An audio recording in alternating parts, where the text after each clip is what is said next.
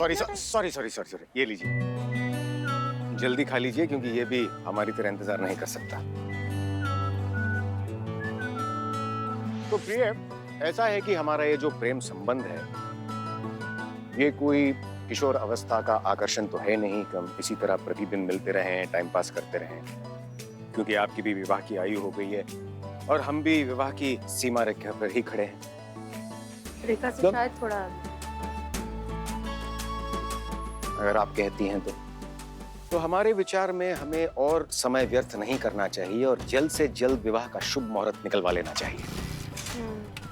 बात तो आप सही कह रहे हैं। अगर सही है तो फिर मिलाइए अपने मुंह बोले चाचा श्री महिपाल सिंह जी से, उनका आशीर्वाद लेते हैं और तुरंत विवाह कर लेते हैं। अगर आप नहीं भी कहते तब भी हम हमें चाचा जी से मिलवाने ही वाले थे। कल हम उन्हें आपके बारे में बताएंगे। एक बार चाचा जी से बात हो गई तो फिर वो कहेंगे कि वो आपसे मिलना चाहते हैं। आप मिल लीजिए, उनका आशीर्वाद ले लीजिए, फिर निकाह का क्या, कभी भी कर लेंगे।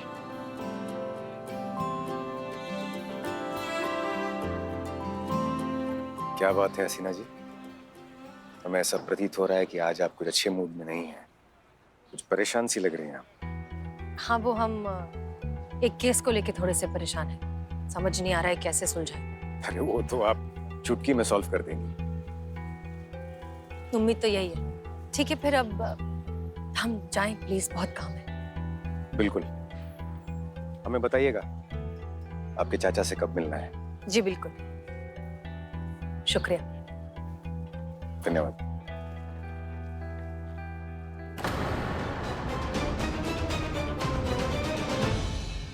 हाँ मैडम सर, चुप। जिसने गवाही दी थी ना निशा के खिलाफ, वो पकड़ा गया है। भाई साहब सो रहे थे, हम उनको उठा कर लाए हैं अच्छे से। संजय नाम है उनका। मैडम, मैंने जो देखा वही बोला मैडम। मैडम मुझे छोड़ दो, मैं बेकसूर हूँ मैडम। तुम बेकसूर हो? चुप रहो, बिल्कुल समझे तुम। मैडम सर, आप बिल्कुल चिंता मत कीजिए। थोड़ी देर और उड़ी उड़ी धप्पा खेलेंगे ना इसके साथ, सब सच उगल देगा हमारे सामने। रोशनी को हम उसकी माँ से मिलवा कर रहेंगे मैडम सर। ठीक है।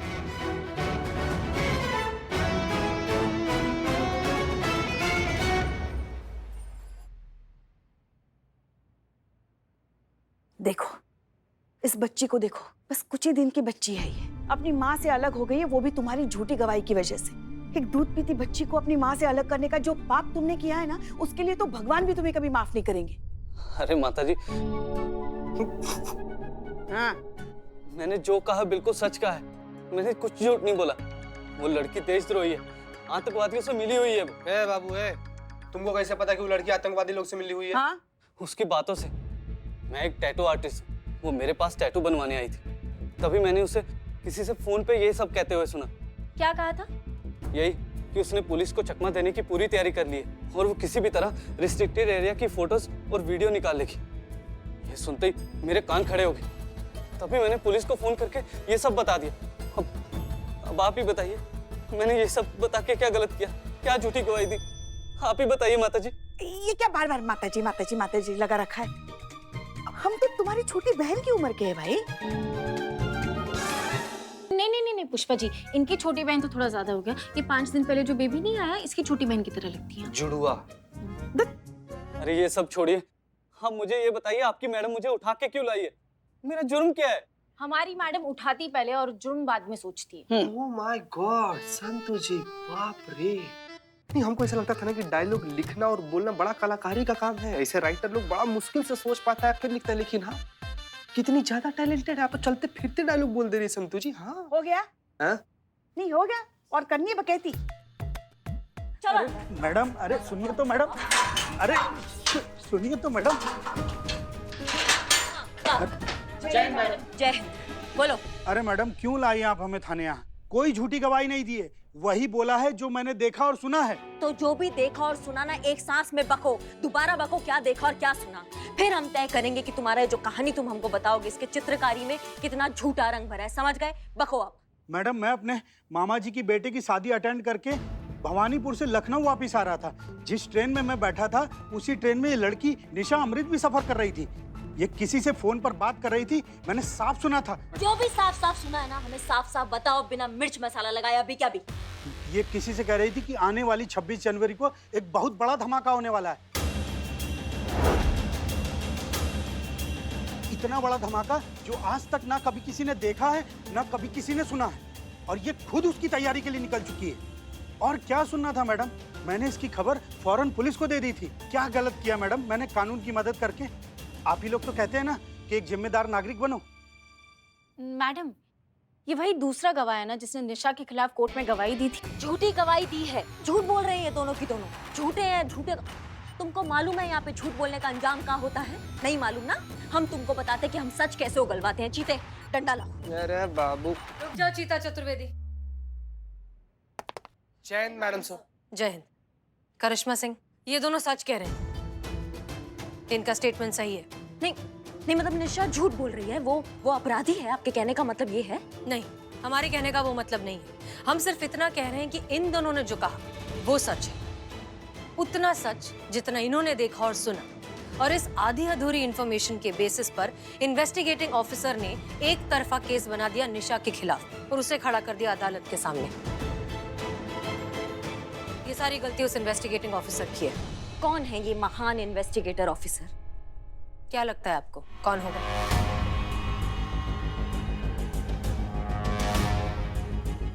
इसकी मैया की सासू मैया, ये बुलबुल पांडे ना?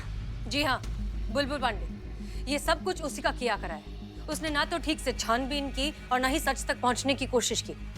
एक आधा अधूरा एक तरफा केस बना दिया और उसका नतीजा ये है कि आज एक बच्चा अपनी माँ से अलग हो गया। ये बुलबुल पांडे को ना हम नहीं छोड़ेंगे। एक बच्चे को उसकी माँ से अलग करके ना इसने बहुत बड़ा गलती किया है।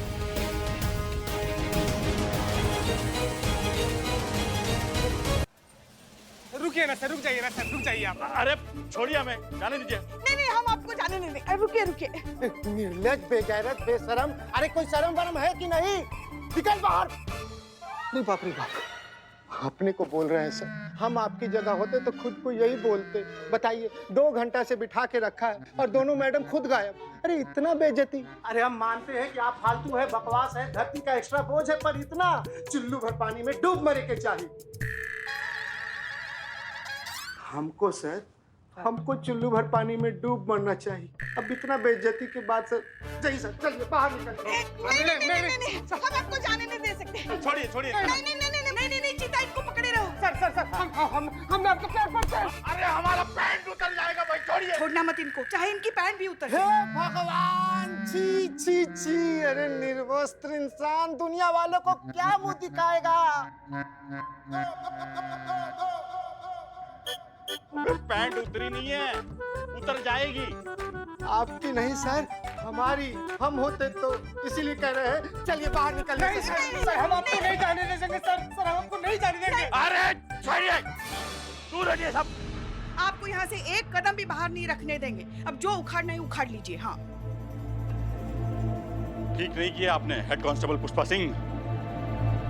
ये जो अनजाने में हमारा इंसल्ट किया ना आप, बहुत बड़ा कीमत चुकाना पड़ेगा आपको। छोड़ेंगे नहीं आपको। सर, हम कैसे भी करके आपका कीमत तो चुका देंगे, लेकिन अगर आप गलती से भी यहाँ से चले गए ना, तो करिश्मा मैडम जो हम लोगों से वसूलेंगी ना, उसका कीमत हमारे शरीर से लेके डॉक्टर के बिल तक को चुकाना पड़ेगा। यस। वो मेरा प्रॉब्लम नहीं है, समझे? एक मिनट, शांत। क्या हुआ? आप इस तरह से नाराज होकर क्यों जा रहे हैं? अरे मैडम सर, आप ही ने कहा था ना, जब तक आप ना आए इनको कहीं जाने मत देना। हाँ, तो हम इन्हें रोकने की कोशिश कर रहे थे, तो बुलबुल सर बुरा मान गए। रोकने की कोशिश? अरे मैडम जी, पूरा का पूरा उतार दिए थे। मतलब हम बता रहे हैं आपके साथ जो जुल्म हुआ है, वो भी महिला थाने में मैडम। अब बताइए, बीच बाजार में, बीच चौराहे पे उतरता तो कुछ बात भी था। हम अपने बारे में बोल रहे हैं सर, हम होते तो। देखिए, हम इन सब की तरफ से हम आपसे माफी मांगते हैं। दरअसल हमें जरूरी काम से हेडक्वार्टर जाना पड़ा, इसलिए देर हो गई। आइए केबिन में बैठकर बात करें।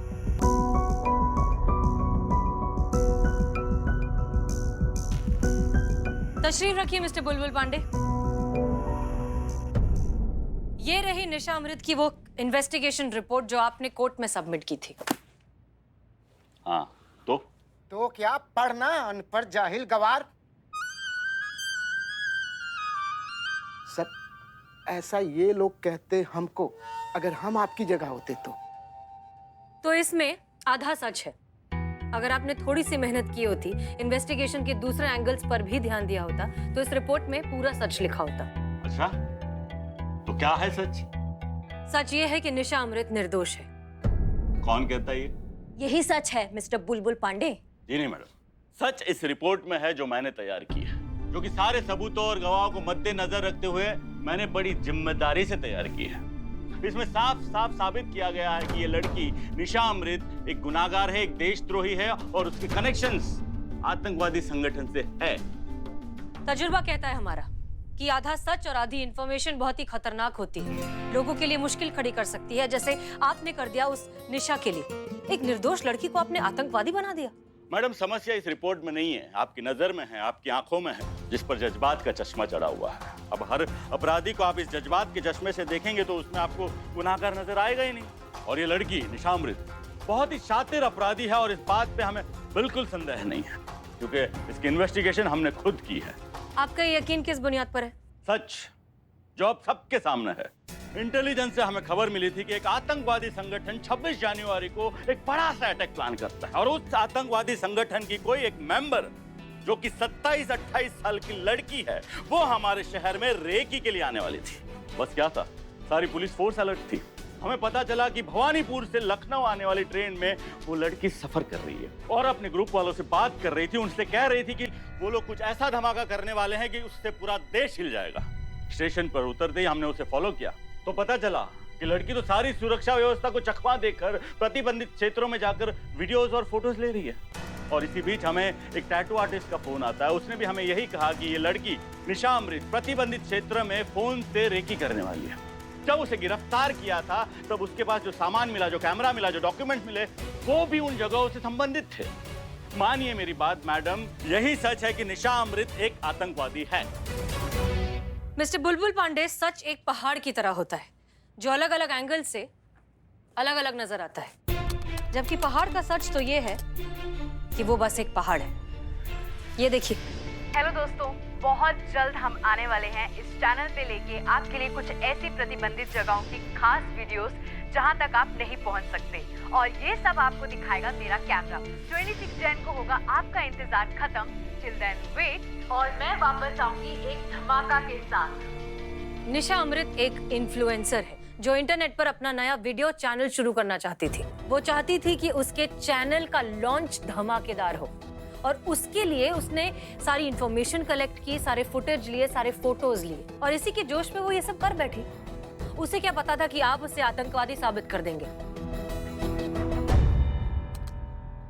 निशा अमृत निर्दोष है।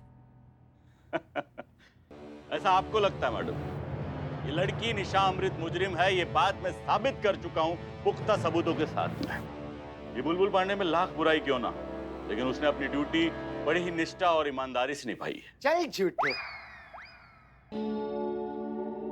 ऐसा ये लोग कहते हैं हमारे बारे में सर। अगर हम आपकी जगह ये बात बोले होते तो हाँ। देखिए मैडम, मैंने अपनी रिपोर्ट में जो लिख दिया वही सच है। निशा अमृत एक आतंकवादी है। बाकी जिसे जो ख्याली पुलाव पकाना पकाए, मुझे क्या लेना देना। हाँ तो निकल। ऐसा ये लोग हमको कहते, अगर हम आपकी जगह होते तो, हम होते तो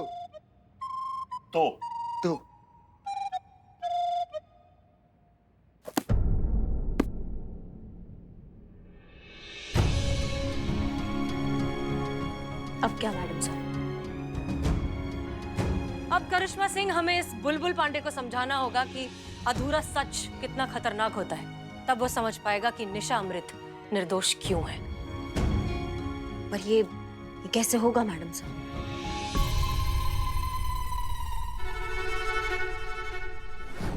बुलबुल जी, देखिए, हमें जो कहना था हमने अंदर कह दिया। अब हम इस बारे में कुछ बात नहीं करना चाहते, प्लीज। नहीं, हम निशा अमृत के केस के बारे में बात नहीं करना चाहते।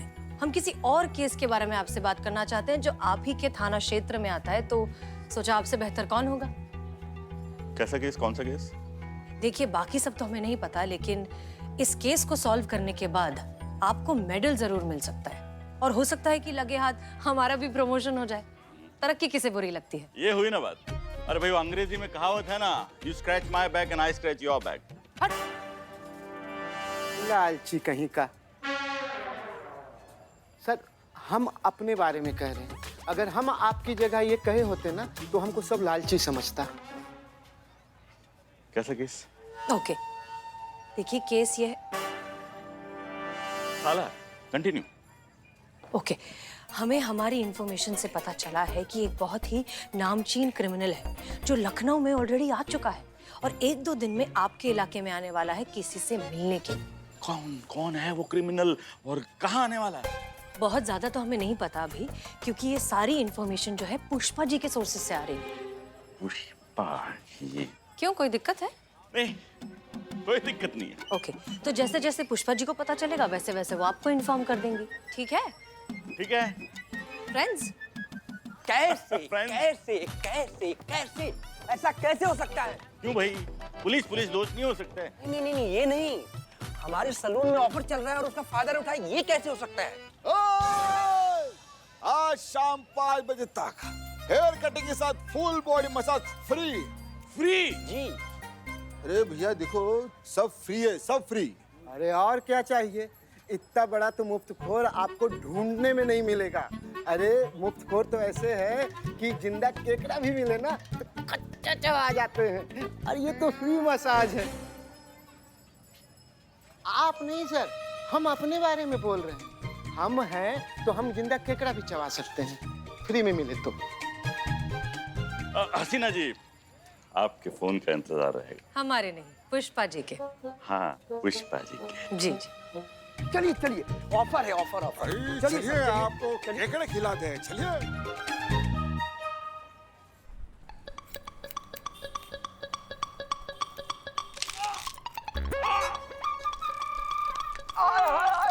बस करा हो मर्दे, बस करा। अरे बाबू कुछ हड्डियां बाकी है, रुको। अरे कुछ हड्डियां तो छोड़ दो जालिम। आई हो माई, बचाओ। अरे दादा, फ्री की मसाज ऐसी होती है।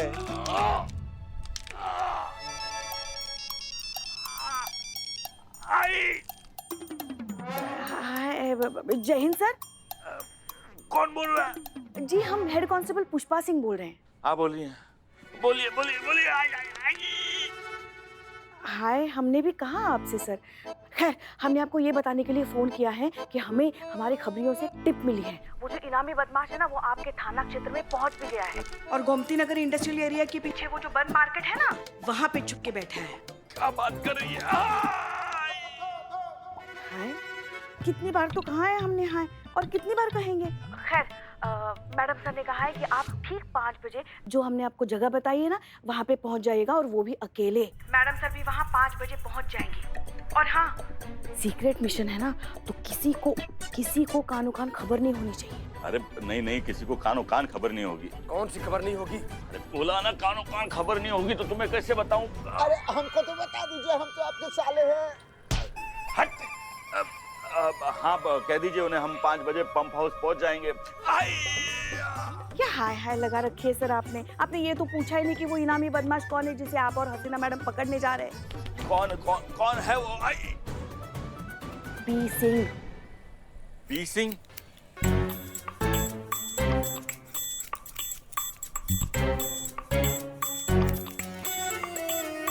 कौन है ये पी सिंह? क्या आप पी सिंह को नहीं जानते?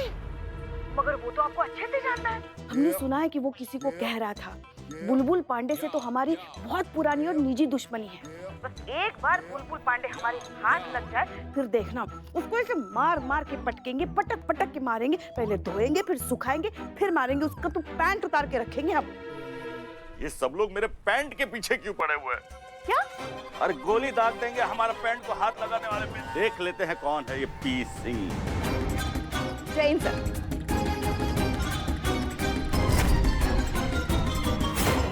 अरे थोड़ा फास्ट चलिए ना। अरे फास्ट की सगली, तूने पेट्रोल क्यों नहीं भरा? बनवा खिलैले मनवा।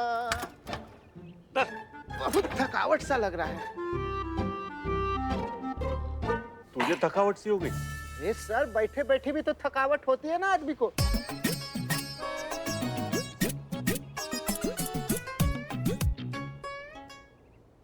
ये दिन में इतना सन्नाटा क्यों है?